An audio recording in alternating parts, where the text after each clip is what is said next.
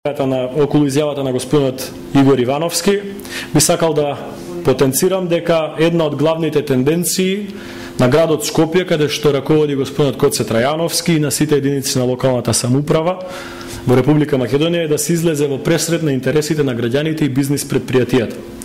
Треба да се знае дека плаќањето на фирмарината е законска обврска која што важи повеќе од 20 на години во Република Македонија, но градот Скопје пред се неа зголеми, туку минатата година ја намали фирмарината и сега таа изнесува само 200 денари месечно за трговец поединец и 580 денари месечно за фирмите. Во таа насока и по таа тенденција се водат и другите единици на локална самоуправа, каде што ВМРО помане на власт.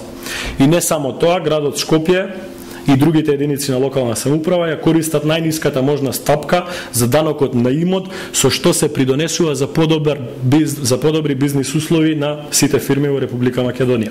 Намалени се и комуналиите за изградба на производни фирми, магазини, сточарства и хотели, како например во Скопје на само 5%.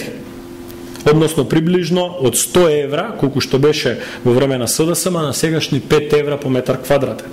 Од друга страна, пак од средствата на градот Скопје и од средствата на другите единици на локална самоуправа се добиваат, што ги добива, се градат булевари, улици, паркови, мостови, инфраструктурни објекти кои што, како што сите можеме да посведочиме, во времето на СДСМ или воопшто не се градеа или се градеа во минимален обем.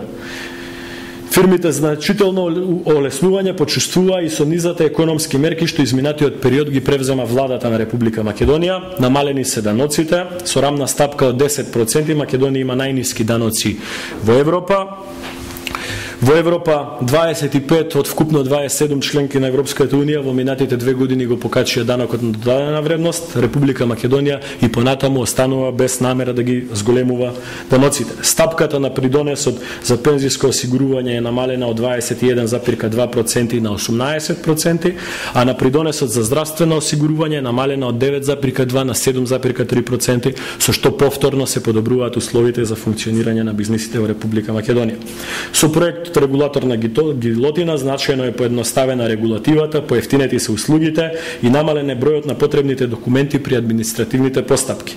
Донесена е одлука за 1 евро почетна цена за продажба на државното градежно неизградено земјиште. Дополнително поддршка за предпријатијата и фактот што владата разгледува донесување постојано на нови силни економски мерки кои што ќе подобруваат бизнис климата. Сите овие политики кои ВМРО помане ги реализира на локално и државно ниво ги прави многу поблиски и многу покорисни за фирмите и за работниците и за сите граѓани на Република Македонија.